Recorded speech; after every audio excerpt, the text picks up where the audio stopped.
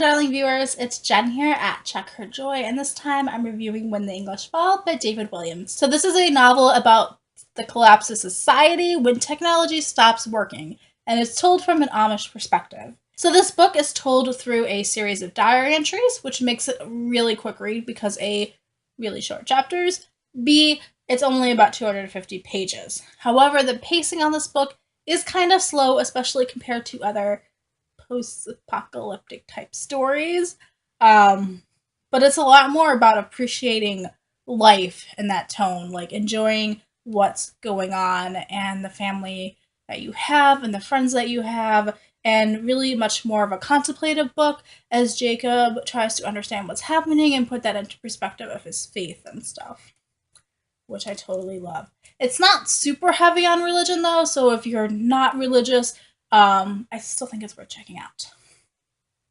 Okay, so what happens is that one day we have this massive solar storm slash magnetic storm, and it just basically takes out anything electronic running on electricity or batteries. Generators no longer work, and this leads to a collapse of English, aka non-Amish society.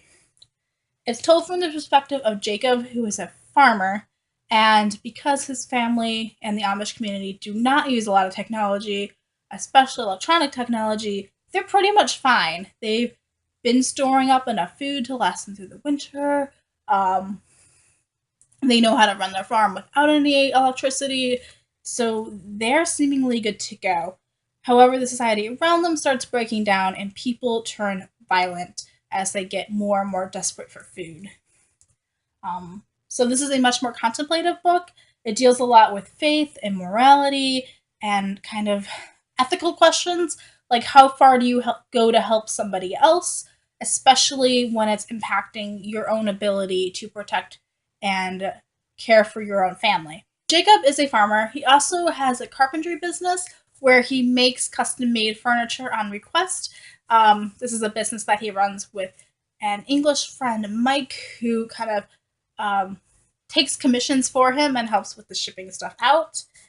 And then Jacob's family consists of him, his wife Hannah, and their two teenage children. I'm not exactly sure how old the boy is. But we've got Sadie, who's 14, and then their son, also named Jacob. Sadie is a fun character because she's actually having visions that are accompanied by seizures.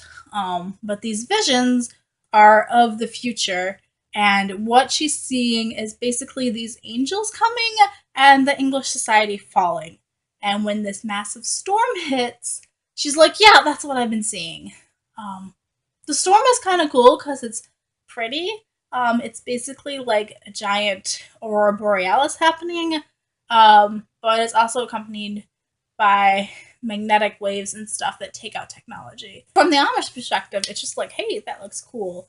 Until they start seeing things like planes crashing, and fires start burning, and really just the society around them starts to fall apart. So from Jacob's perspective, at first he is really worried about his neighbors. He cares for the people around him. He sees everybody as being God's creation, and so he's genuinely concerned and worried about and praying for the people around him.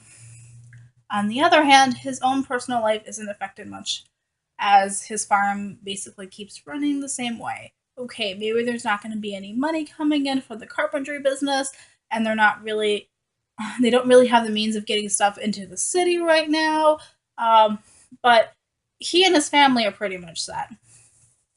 And it's when everything starts collapsing in the English society that it starts to impact Jacob and his community. So a lot of what Jacob hears is told through people passing by.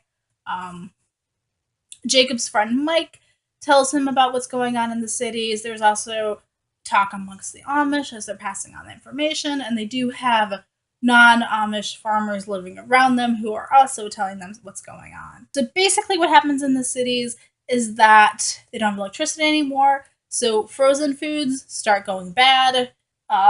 Cars aren't working, so we can't transport things very far.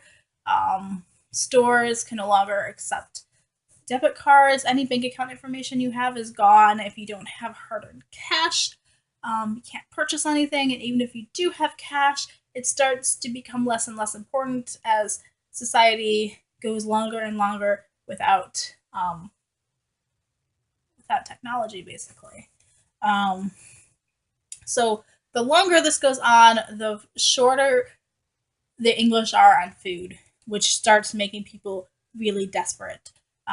There's looting going on and robbing and just violence in general as people just start lashing out.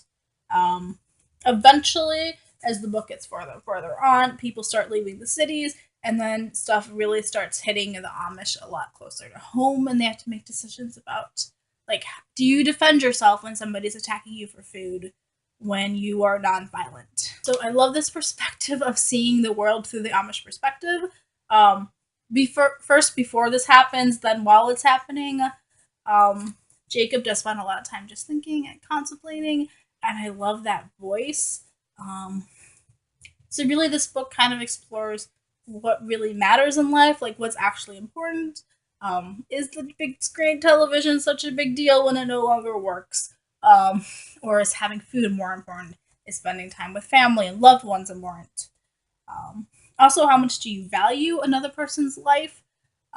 As we start seeing violence erupting. And then this book really made me think about how prepared I am for this kind of an emergency. If I can't go to the store and just buy stuff, how long am I gonna last?